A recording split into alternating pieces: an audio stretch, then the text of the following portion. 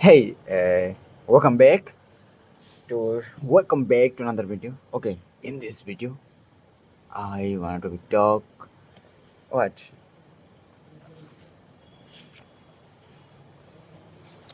the chapter number 4 by the second part, the 6 ways that make people you like. Okay, you like nine people like you. Okay, uh, there are last three chapters. There are three principles. That first, second, third one is remembering the person's name. Person's name is sweetest and most important sound in any language.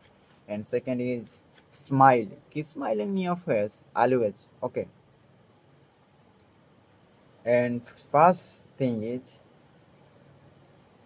genuinely interested in other people. अबे कोई दिखावा नहीं चाहिए. Genuinely interested. Okay. Chapter number 4 क्या है? An easy way to become a good conversationalist. Okay, some time ago, I attended a bridge party. I don't play bridge, and there was a woman there who did not play bridge either. She had discovered that I had once been Lowell Thomas' manager before he went on the radio, and that I had traveled in Europe a great deal while helping him prepare the illustrated travel talks he was then delivering.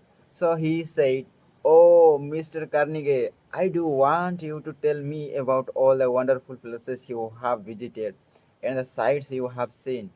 As we sat down on the sofa, she remarked that she and her husband had recently returned from a trip to Africa. Africa, I exclaimed, "How interesting! I have always wanted to see Africa, but I never got there except for a 24-hour stay once in Algiers." Tell me, did you visit the big game country? Yes. How fortunate. I envy you. Do tell me about Africa. That kept her talking for 45 minutes. She never again asked me where I had been or what I had seen. She did not want to hear me talk about my travels. All she wanted was an interested listener so she could expand her ego and tell about where she had been. Was she unusual? No, many people are like that.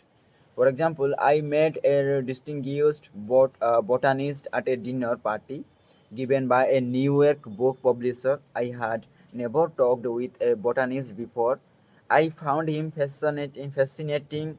I literally sat on the edge of my chair and listened while he spoke of exotic plants and experiments in developing new forms of plant life and indoor gardens, and even told me astonishing facts about the humble potato. I had a small indoor garden of my own, and he was good enough to tell me how to solve some of my problems. As I said, we were at a dinner party. There must have been a dozen other guests, but I violated all the canons of courtesy, ignored everyone else, and talked for hours to the botanist. Midnight came. I said good night to everyone and departed. The botanist then turned to our host and paid me several flattering compliments. I was most stimulating, I was this and I was that, and he ended by saying I was a most interesting conversationalist. An interesting conversationalist? Why? I had said hardly anything at all. I could not have said anything if I had wanted to without changing the subject, for I did not know any more about botany than I knew about the anatomy of a penguin. But I had done this. I had listened intently. I had listened because I was genuinely interested, and he felt it. Naturally, that pleased him. That kind of listening is one of the highest compliments we can pay anyone. Few human beings, wrote Jack Woodford in Strangers in Love, few human beings are proof against the implied flattery of rapt attention. I went even further than giving him rapt attention. I was hearty in my approbation and lavish in my praise. I told him that I had been immensely entertained and instructed, and I told him I wished I had his knowledge, and I did. I told him that I should love to wander the fields with him, and I told him I must see him again, and I did. So I had him thinking of me as a good conversationalist, when in reality I had been merely a good listener and had encouraged to him to talk. What is the secret, the mystery of a successful business interview? Well, according to the former Harvard president Charles W. Eliot, there is no mystery about successful business intercourse. Is exclusive attention to the person who is speaking to you is very important. Nothing else is so flattering as that. Eliot himself was a fast master of the art of listening. Henry James, one of America's first great novelists, recalled Dr. Eliot's, and listening was not mere silence, but a form of activity.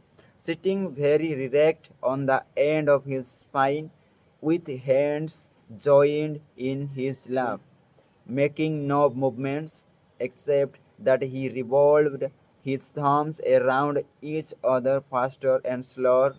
He faced his interlocutor and seemed to be hearing with his eyes as well as his ears. He listened with his mind and attentively considered what you had to say while you said it. At the end of an interview, the person who had talked to him felt that he had had his say. Self evident, isn't it? You don't have to study for 4 years in Harvard to discover that. Yet, I know and you know department store owners who will rent expensive space, buy their goods economically, dress their windows appealing, spend thousands of dollars in advertising, and then hire clerks who haven't the sense of a good listener. Clerks who interrupt customers, contradict them, irritate them, and all but drive them from the store. A department store in Chicago almost lost a regular customer who spent several thousand dollars each year in that store because a sales clerk would not listen. Mr. Henrietta Douglas, who took our course in Chicago, had purchased a coat at a special sale. After she had brought it home, she noticed that there was a tear in the lining. She came back the next day and asked the sales clerk to exchange it. The clerk refused even to listen to her complaint. You brought this at a special sale? She said. She pointed at a sign on the wall. Read that. She exclaimed, all sales are final. Once you bought it, you have to keep it. Sew off the lining yourself. But this was damaged merchandise. Mr. Douglas complained. Makes no difference. The clerk interrupted finals and final.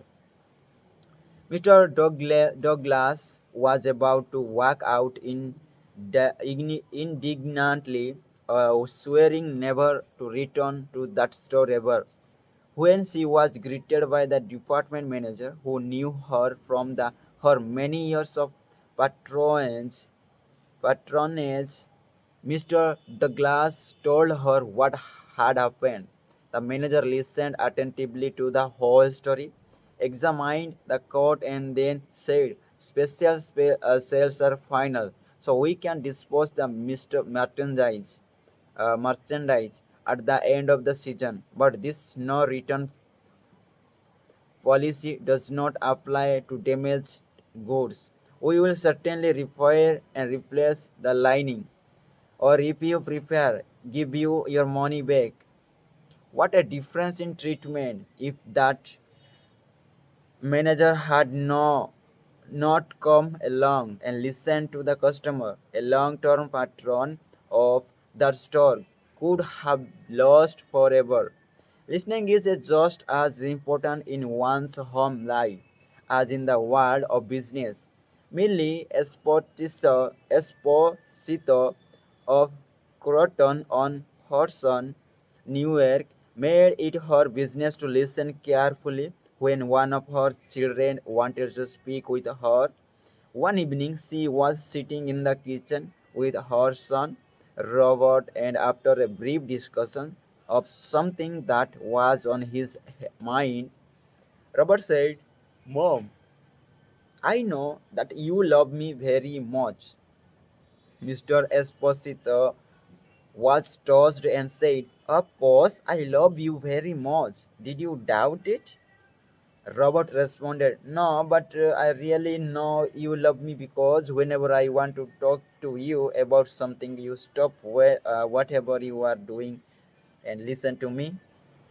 The chronic kicker, even the most violent critic, will frequently subtend and be subdued in the presence of a patient, sympathetic listener, a listener who will be silent while the irate fault finder dilates like a king cobra and spews the poison out of his system.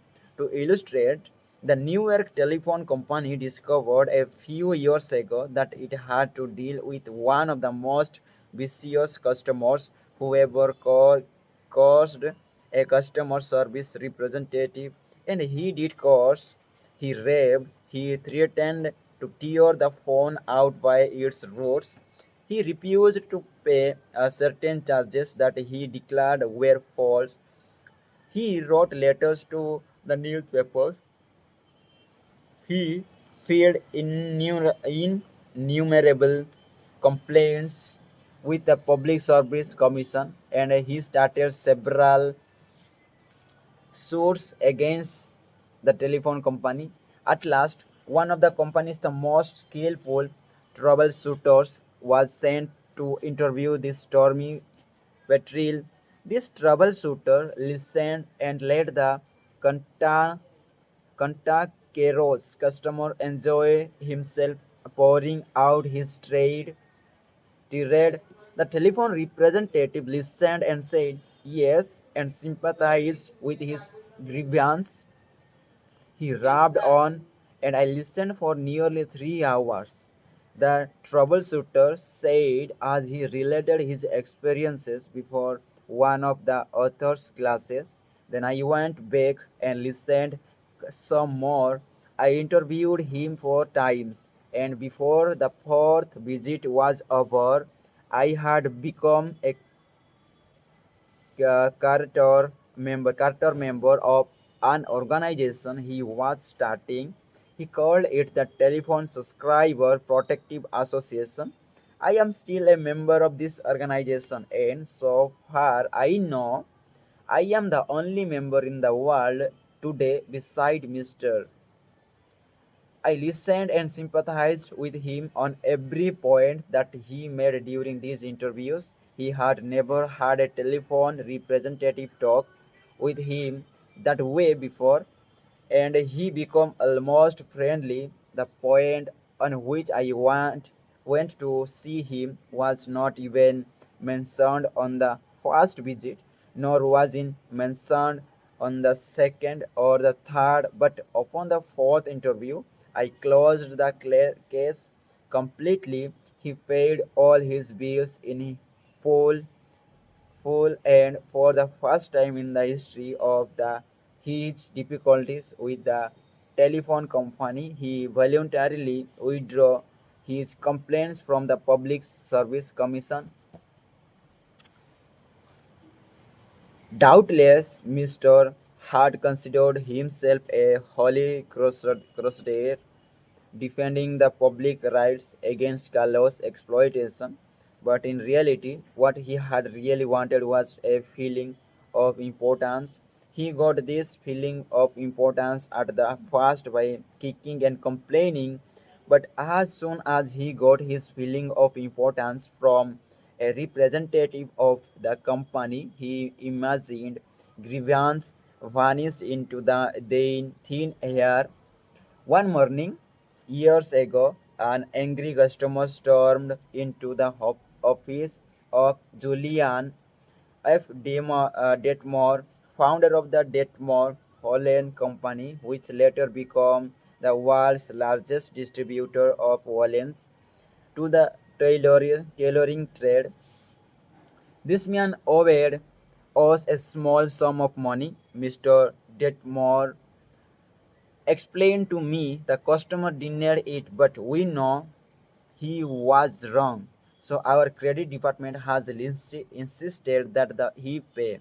After getting a number of letters from our credit department, he packed his grip, made a trip to Chicago, and hurried into my office to inform me not only that he was not going to pay that bill, but that he was never going to buy another dollar's worth of goods from the Detmore Holland Company. I listened patiently to all he had to say. I was tempted to interrupt, but I realized that would be bad policy. So I let him talk himself out. When he finally simmered down and got in a receptive mode, I said quietly, I want to thank you for coming to Chicago to tell me about this.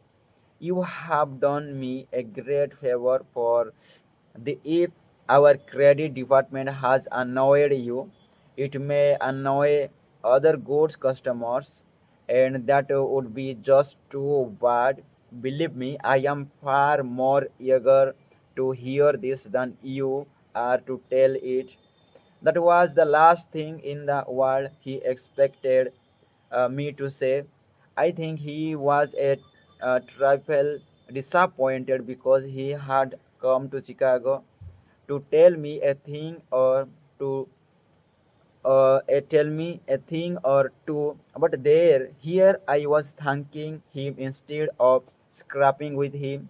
I assured him we would wipe the charge of the books and forget it because he was a very careful man with only one account to look after, while our clerks had to look after thousands before he had less likely to be wrong than he were. I told him that I understood exactly how to feel and that if I were in his shoes, I should undoubtedly feel precisely as he did.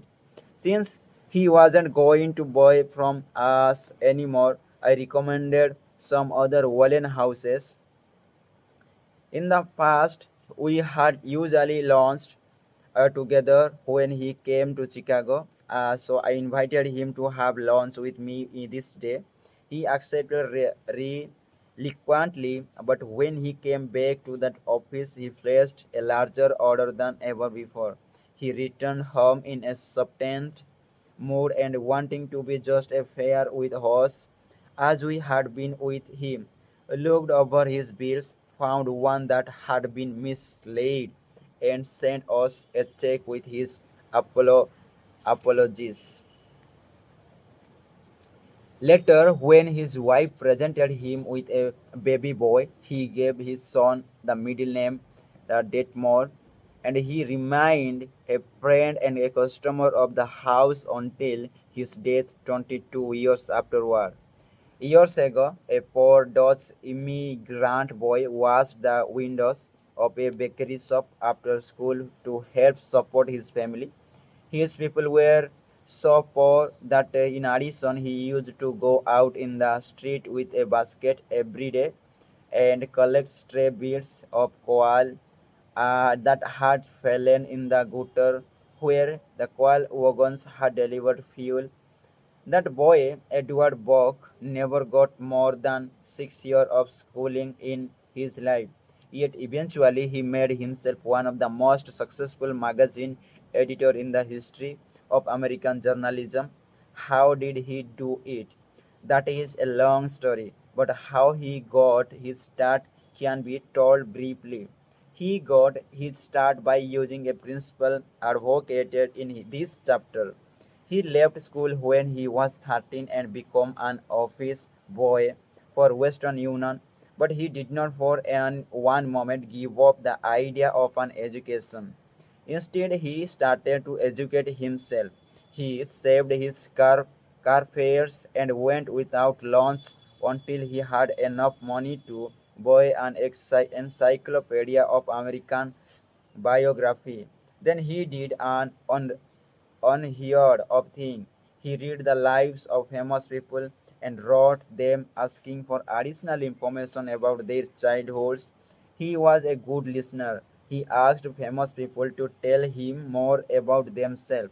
He wrote General James A. Garfield, who was then running for president, and asked if it was true that he was once a tow, tow boy on a canal, and Garfield replied. He wrote a General Grant asking about a certain battle, and Grant drew a map for him and invited this 14 years old boy to dinner and spent the evening talking to him. Soon, our Western Union messenger boy was in corresponding with many of the most famous people in the nation. Ralph Waldo Emerson, Oliver Wendell Holmes, Longfellow, Mr. Abraham Lincoln, Louisa May Alcott, General Sherman, and Jefferson Davis. Not only did he correspond with these distinguished people, but as soon as he got a vacation, he visited many of them as a welcome guest in their homes. This experience imbued him with a confidence that was invaluable. These men and women fired him with a vision that was the vision and ambition that saved his life. And all this, let me repeat, was made possible solely by the application of the principles we are discussing here. Isaac F. Markson, a journalist who interviewed hundreds of celebrities, declared that many people fail to make a favorable impression because they don't listen attentively. They have been so much concerned with what they are going to say next that they do not keep their ears open. Very important people have told me that they prefer good listener to good talker. But the ability to listen seems rarer than almost any other good trait.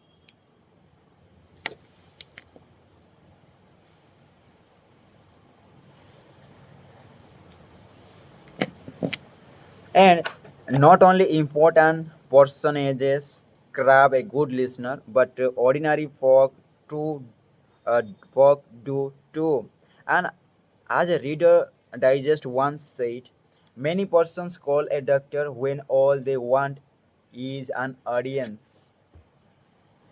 During the darkest hour of the Civil War, Lincoln wrote to an old friend in Springfield, Illinois, asking him to come to the Washington. Lincoln said he had some problem he wanted to discuss with him. The old neighbor called at the White House, and Lincoln talked to him for hours about the advisability of issuing, issuing a proclamation of freeing the slaves. Lincoln went over all the arguments for and against and such a move. Then, then read letters and newspapers articles, some denouncing him for not freeing the slaves, and others denouncing him for fear he was going to freeze them. After talking for hours, Lincoln shook hands with his old neighbors, said good night, and sent him back to Illinois without even asking for his opinion. Lincoln had done all the talking himself. That seemed to clarify his mind. He seemed to feel easier after that talk. The old friend said Lincoln hadn't wanted advice. He had wanted merely a friendly, sympathetic listener to whom he could unburden himself. That's what we all want when we are in a trouble. That is frequently all the irritated customers wants and dissatisfied employee or the hurt friend. One of the great listeners of the modern times was Sigmund Freud. A man who met Freud described his manner of listening. It struck me so forcibly that I shall never forget him. He had qualities which I had never seen in any other man. Never had I seen such concentrated attention. There was none of that piercing soul penetrating gaze, business. His eyes were mild and his genial. His voice was low and kind. His gestures were few, but the attention he gave me is appreciation of what I said. Even when I said it badly was extraordinary, you have no idea what is meant to be listened to like that. If you want to know how to make people sing you and laugh at your behind your back and even despise you, here is the recipe. Never listen to anyone for long. Talk incessantly about yourself. If you have an idea while the other person is talking, don't wait for him and her to finish. First write and interrupt in the middle of a sentence. Do you know people like that? I do, unfortunately, and the astonishing part of it is that some of them are prominent. Boars, that is all they are, boars intoxicated with their own egos, drunk with a sense of their own importance. People who talk only of themselves, think only of themselves, and those people who think only of themselves. Dr. Nicholas Murray Butler, longtime president of Columbia University, said are hopelessly uneducated. They are not educated, said Dr. Butler, no matter how instructed they may be. So, if you aspire to be a good conversationalist, be an attentive listener, to be interesting, be interested, ask questions that other person will enjoy answering, encourage them to talk about themselves and their accomplishments. Remember that the people you are talking to are 100 times more interested in themselves and their wants than their problems than they are in you and your problems. A person's toothache means more to that person than a feminine in China, which kills a million people. A boil on one's neck interest one more than 40 earthquakes in Africa. Think of that the next time you start a conversation. Be a good listener. Encourage others to talk about themselves.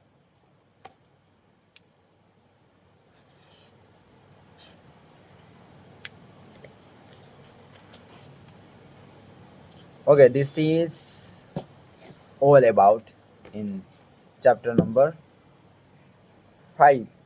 No, 5 नहीं, chapter number 4. Okay, this is about chapter number 4, and in this chapter most one key point okay, be a good listener. Be a good listener that affect more in your conversation. Okay, whenever you start from today your conversation, be a good listener. Okay, this is all about in this chapter, and see you in next chapter. Okay, in another day. In miss tomorrow. Okay, today 26 August 2024, and day Monday, and bye.